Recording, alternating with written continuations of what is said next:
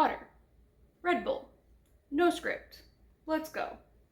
Okay, so this is everything I read in June, Pride Month, you know? I tried to keep my books mostly Pride, unfortunately, so we had a little mishap. I thought Summerween was this month, so I scheduled this month's book club for me and my friends to be the kickoff to Summerween, and I was wrong. So my book club's Pride Month book is this month. So yeah, that's why it's a little bit of gay, a little bit of book boxes, and like one random horror book. Anyway, I think I had a good month this month, especially because I did take an entire week off of reading to play V Rising. That was a mistake on my end, but I caught up pretty decently. I think this was a very mid-month, like nothing's jumping out at me. I was confused on some of my books. Most of my books I was confused, honestly, not gonna lie.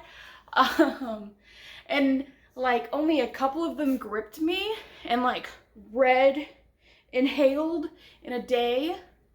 But they're one of those ones where it's just like, don't think about it and it can stay a 5-star. But if you think about it, you're gonna have problems. That being said, the first book that we read was Mastering the Art of French Murder.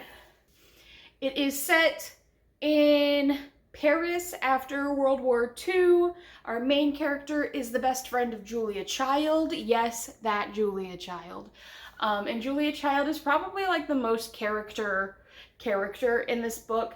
She has her own side mystery of why her mayonnaise is not working. Spoiler, it's because the eggs were cold. There is this murder that happens at a party that was happening at Julia Child's house that our main character was at, and the victim had the main character's name and address in her pocket. Stuff happens, murder mystery things.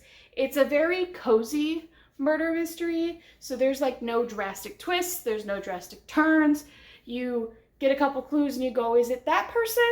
And it ends up being that person, plus some other people. It was fine. It was fine. I rated it, I think, like 3 stars. I don't know, it was very mid. It was very basic. It was very basic. But I will definitely like keep it because look, that's so pretty. I love it.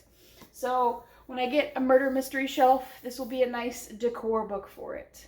The next book I read, In the Lives of Puppets by T.J. Klune. Now, I was so confused by this book. So confused. So what happens? Okay, so we are post-apocalyptic, all the humans are dead, and there are robots. Okay, or most of the humans are dead. And the story starts off with this couple running into Dad Robot, who has built kind of like a treehouse thing, and they give him baby and go, they are after us, we gotta go, peace. And they dip, and we never see him again. Dad Robot Giovanni raises Victor, a human, and Victor becomes like the inventor person, and he gets 2 other robots, Nurse Ratched, which is definitely a play on Nurse Ratched, because it also has that socio-psychopathic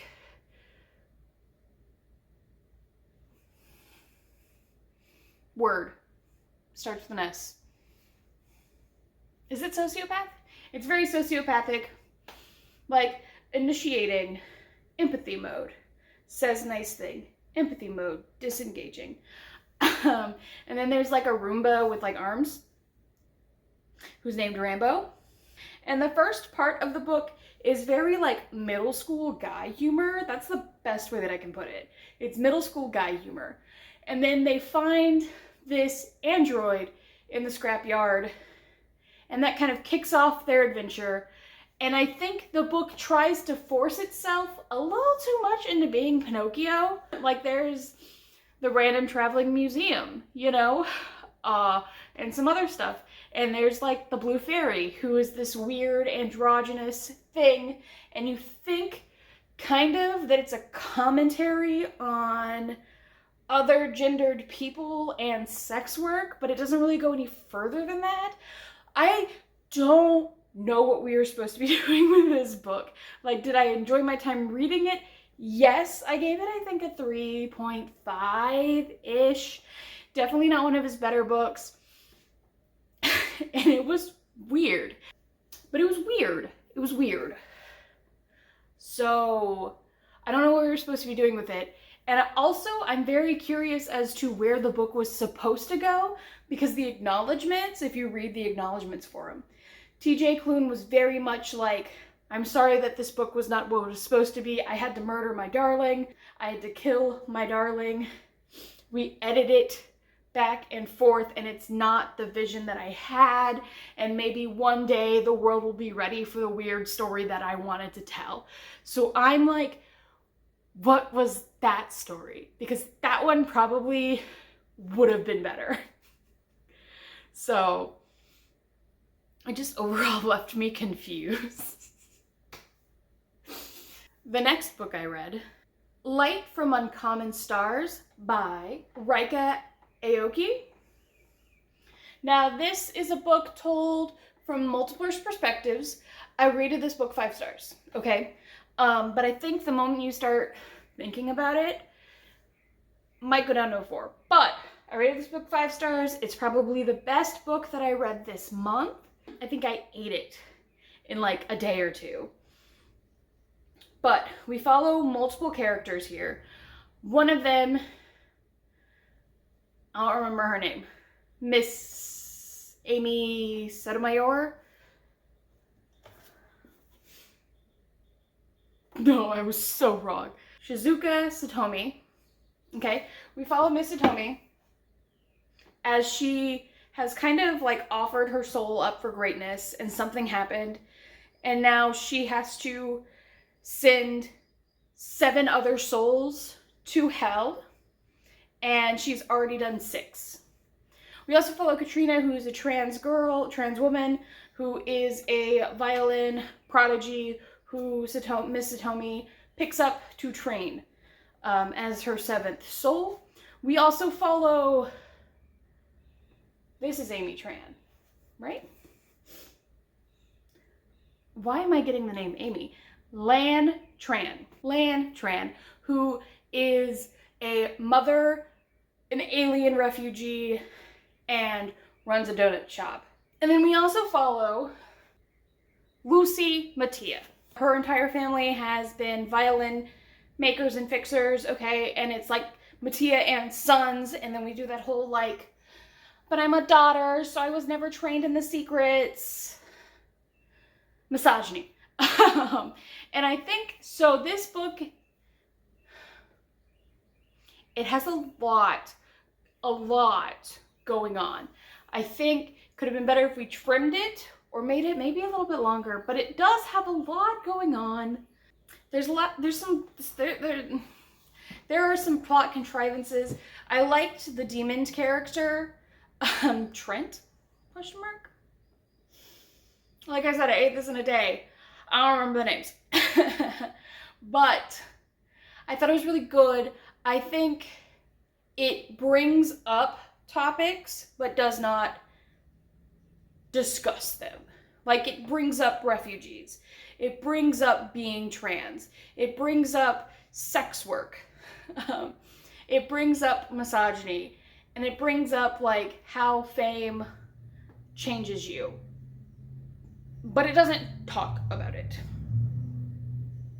So I think if we had trimmed it a bit, it also brings up a lot of motherhood.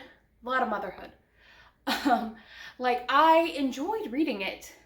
And me talking about it probably isn't selling it. I loved it. I liked it. I loved it. You know, but I should have scripted this. No, but I liked it. I loved it. I think it should be read by people. If you know more about trans issues, about refugee issues, about mom issues, you might either fall in the, it talks just enough for me to think about it on my own. But if you know a lot, you might be like, it doesn't do anything to further the conversation. And it kind of teeters that line a bit. Also in the beginning, there's trauma for trauma's sake. Trigger warning, SA. Yeah, we're gonna move on. The next book I read, How to Sell a Haunted House by Grady, Hendrix. Now this is also a book that confused my entire brain. What were we doing? What was the point? First off, not a haunted house book. Second off, not really selling the house either, kind of. Like, it's a bit in it. Third, it's split up into like the parts are all the stages of grief, right? So we start off with like denial, and then anger, and then borrowing, and all of that. But I don't feel like we actually discussed grief. So why was it split up that way? Like, I already was going in knowing that a lot of people were like, not his best. And I totally get that. Like, I'm so confused about this. Like, it has the typical Grady Hendrix humor of the horror bit, you know? But like, it's not a haunted house book. And I think he was told to market it as a haunted house book. Like, I think marketing had a very big hand in this book. Because it's a puppet book. Okay? Like, I don't want anyone to be like, yay, haunted house book, and then it be a puppet book.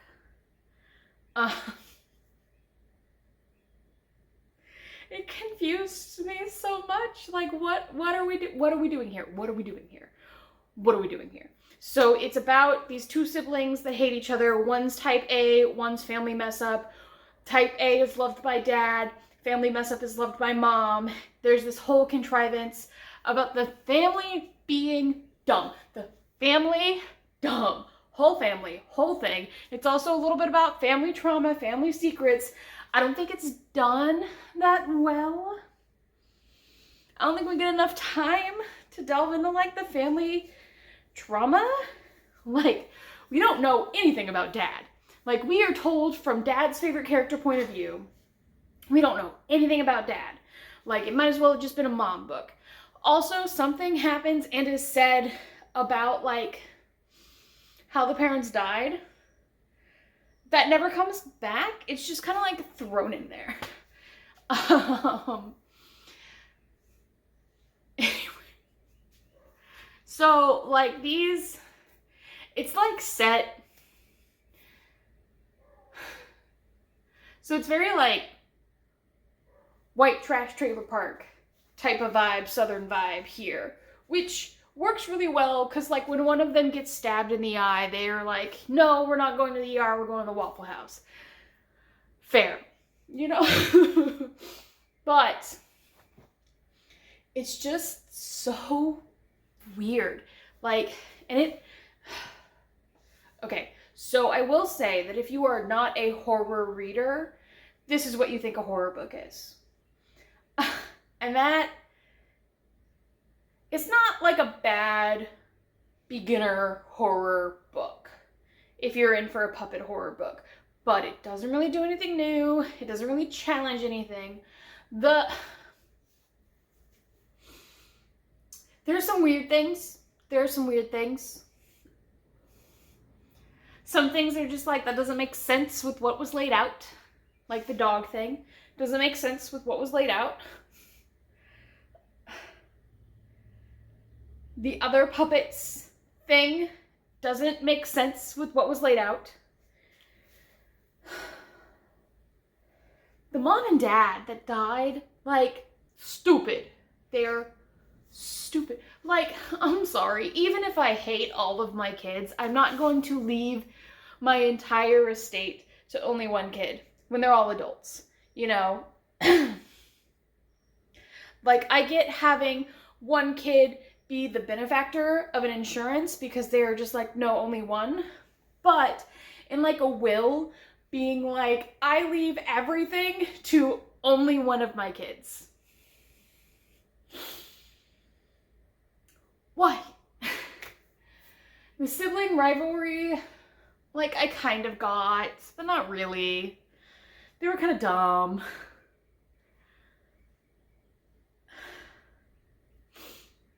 The puppet was stupid. The puppet was so weird. And I'm just like, I don't know if like, especially looking back on it, knowing the ending. I'm just like, I don't know if that was right. I don't know, like, where is this coming from? I think Barb was my favorite character, and she's only there for like 2 chapters. This book is so confusing. I don't understand. And like, it's split up into chapters of grief, right? Like, we've got anger, we've got denial, we've got bargaining, we've got depression. And like, ignoring the fact that grief does not go in set stages and it's more like a jumble, we didn't even like really touch on that at all. Like, we didn't go through grief. The person that had the most grief displayed in here was the damn puppet. So I don't get it. I don't get it. I don't get it. I don't get it. That's all I've got to say about it. Confused me. Confused me. The next book that I tried to read, House of Beating Wings by Olivia Wildenstein. I'm gonna start off by saying that if you like ACOTAR and all those books, you're gonna like this. It drags on and meanders the same way. It has the same, oh, I think I'm spicy, but really it's only 1 chapter kind of way. It has the do-nothing protagonist that you can just put yourself into, kind of. It has an adventure fetch quest. It has cute boys with wings, you know. So it has weird trope, weird age gap thing, but it's okay because we're fae. Mom issues. Like, when the blurb said fans of ACOTAR would like this, they weren't lying. Like, there's stuff taken straight out of ACOTAR, not changed, and thrown into it. Anyway, I did not finish this book at about 65%. DNF hard. Like I kept saying in my little vlog that I might pick it back up. No, I'm not. It is written as thought, as written. There's some words choices in here that I'm just like, doesn't fit your fantasy setting. There's some style choices in here, like clothing style, that I'm just like confused on, because what is your time period that you're stealing from? There's like this weird purity culture, slut shamey thing, but we work at a brothel thing going on. There's a prophecy, chosen one vibes. If you want to know more about my thoughts on it, just go watch the vlog. That's a little unhinged and probably a little, it's a mess. Not good, in my opinion. Did not finish it. Rated it maybe, like, I would bring it down to a 1.5. I think if Olivia Wildenstein wanted to write better, she could. And I fully stand by that. I think if she wanted to write better, she could. I think the most interesting thing about this was the Italian influence in the canals of the city. But it was not enough. We meandered for like 200 pages before the plot started. And the real plot started at like page 250. Like, the prophecy isn't said until page 50. And it's not like any world building was going on. Nothing. I don't know shit about this world. Like, I know some things because you can't obviously fill 150 pages of nothing with nothing. So there's like some things in there that I know, but it's not enough to make the world feel rich or developed or have it make any sense. No sense has been made. So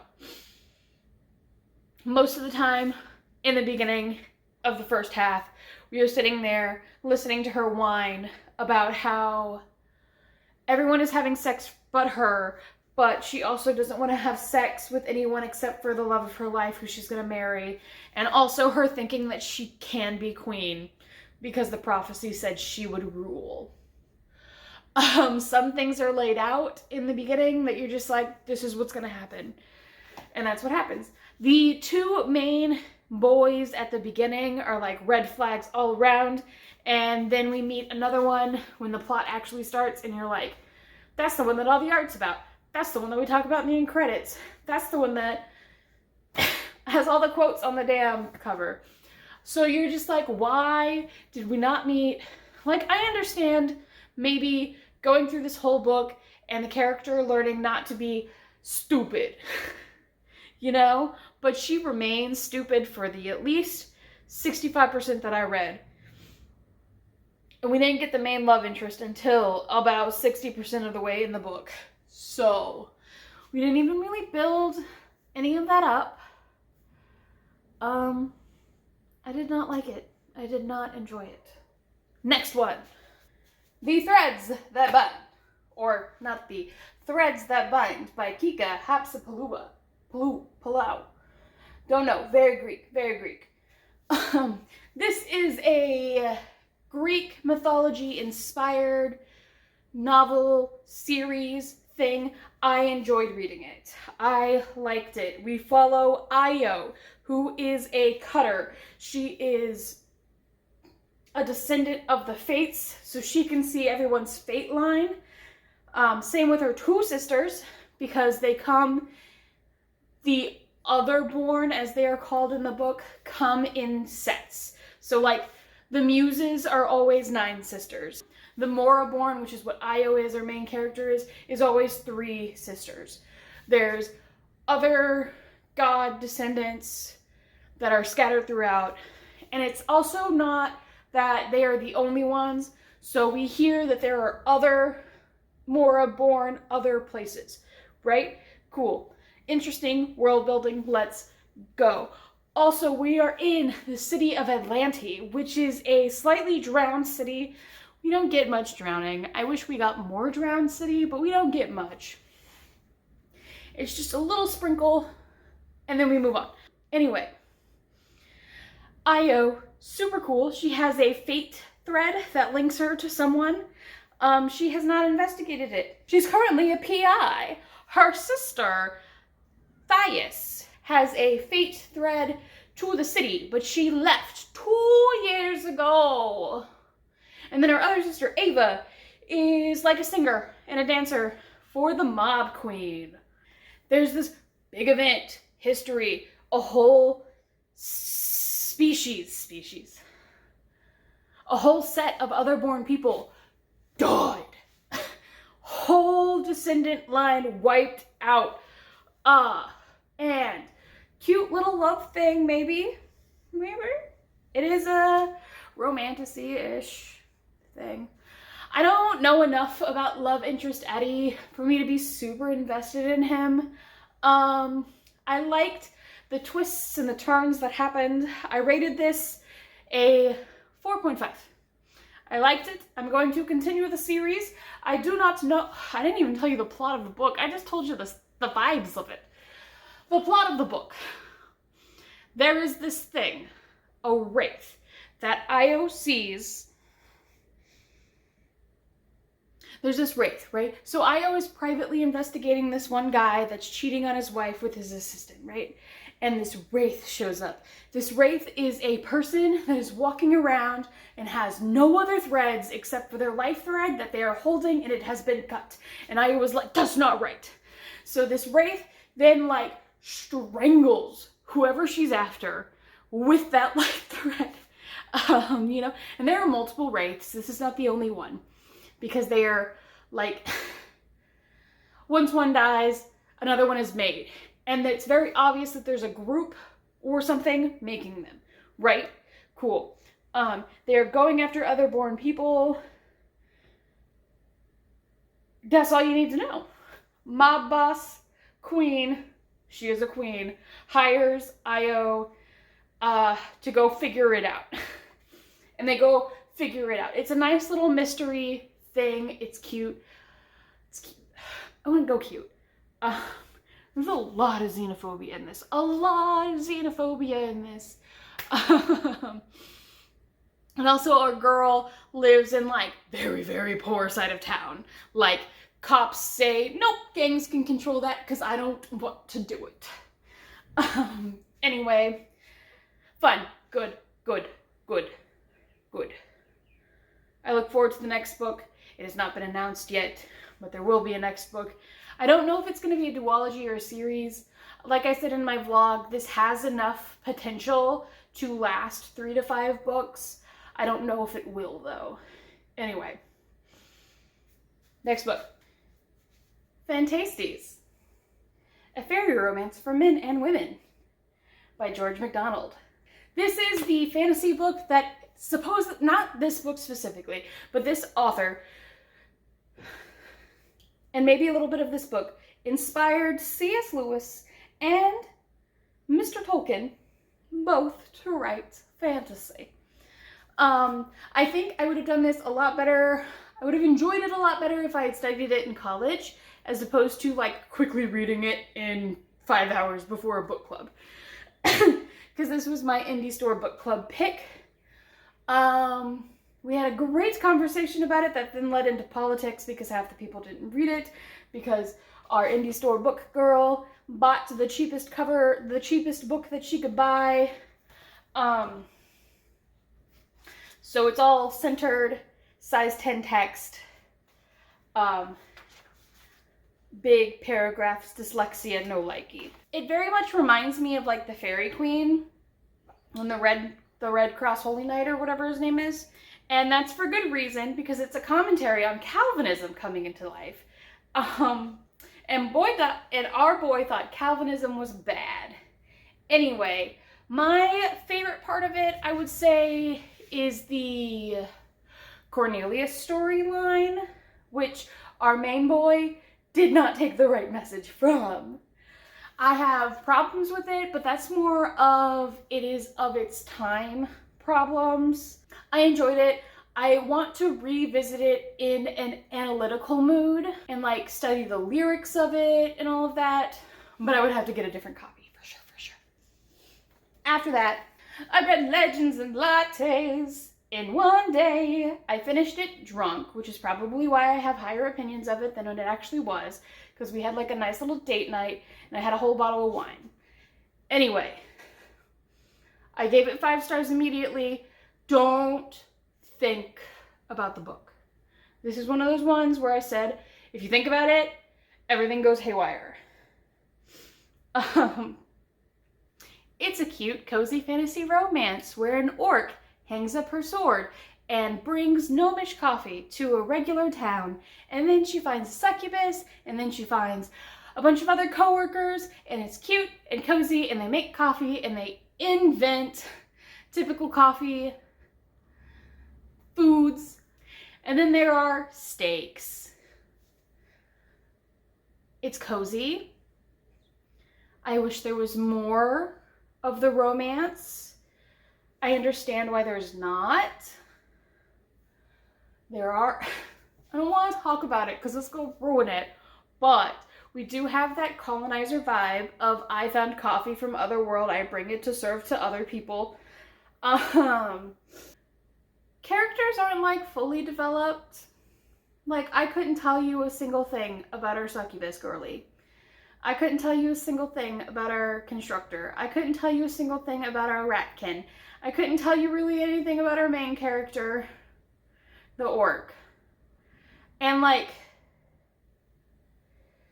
the start of it was very, like, I just need to start it. Here you go. No reasons other than I'm done with fighting. I don't want to fight anymore. I want to make coffee. And it's not Don't think about it. Don't think about it. Don't think about it, and you'll have a good time. Don't think about why she has such a problem with paying, like, the insurance. Because it's run by some person, you know. Like, I think if it was a crown guard that was just like, insurance, taxes, she would have been fine. But because it was some random person, she was like, no, principles. And I'm just like, I don't get it. I don't get it. And it's weird. It's weird. It's weird. Because, like, so the author tries to have his cake and eat it too with this coffee shop fantasy old world thing, but also we want to be modern. Like, we're going to bring in an electric guitar. We're going to bring in a proper barista machine. We're going to bring in fans for an oven hood. Like, but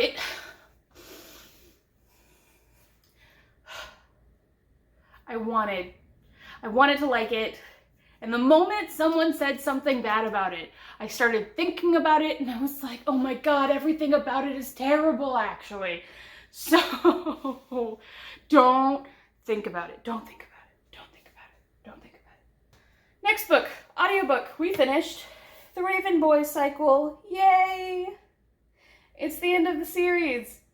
Do you want me to say anything about it? I'm not going to. Whole series perspective. Dream Thieves, best one. My opinion. Dream Thieves, best one. I think Blue Lily Lily Blue is the weakest one, but I think this is also a contender. Still a really good series. Like, it's a 5-star series. Like, lowest book rating is a 4.5 on this whole thing, so yeah. Next book I read digitally. I did not have cover. Song of Achilles by Madeline something. Song of Achilles by Madeline Miller. I wanted to like this book. Everyone says this book amazing. And I was like, yes, please give me a Greek retelling, gay, amazing. I don't know how many times I fell asleep reading this book. So the writing had skill, yes, but it was very boring writing. Like, there was stuff happening, and the stuff kind of was interesting enough, but the writing was boring. I think the only thing that kept me going was the dread of knowing that Patroclus is gonna die. Spoiler for Greek mythology. So, like, I'm sitting here waiting for that, knowing it's gonna happen, wondering how the book is gonna change because it's told in Patroclus' point of view. But it's bland. It's bland. It's so bland. Like, the writing is boring. For me, I liked it when we got to the Trojan War. I liked that part more. And even then, it was just like, maybe I like that part more because I know that part more. Like, I think I only liked it because it was the Iliad told differently. I don't know if this was like a story that she made up, I would have liked it as much. You know, like, if I had not known the Iliad, would I have liked it? I don't know. Now, I am 10 years removed from reading the entire Iliad, and 5 years removed from reading the Iliad where it starting at the point of Patroclus dying and Achilles being like, I'm gonna go kill Hector, which we studied in college. That's not where the Iliad actually starts, right? Yeah, college. That's the outlook of Gilgamesh. Have you heard that they found, like, another thing for Gilgamesh? I want to read that so bad. I loved Gilgamesh. I loved Gilgamesh. Anyway, we're still in the Epic of Gilgamesh. Oh no, we started exactly where the Trojan War started. We started with Beatrice being stolen. I remember Patroclus being good. I remember him being a good fighter. I remember him being side by side. I remember him being, like, equal to Achilles, and it was just kind of weird how brotherly they were. Which, you know, everyone took to be gay. Everyone knew they were gay. This is not anything new. Anyway. So I was disappointed. There was nothing. I liked how it was handled after Patroclus died. But, like, and I like how it went into the Iliad and it being a story of pride and the problems of pride. But I think it was boring. I don't think it could have held up if it wasn't a Greek mythology retelling.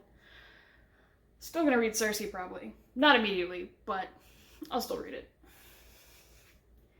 Anyway, that was that. That was my June. We got 1, 2, 3, 4, 5, 6, 7, 8, 9, 10. We got 10. 10. And that's with the week off. That's been that. My name's Jessica. Remember, we're all in progress. Bye. Oh, also, tell me what books you read this month. Or, if you've read any of mine, what you thought of them. Bye!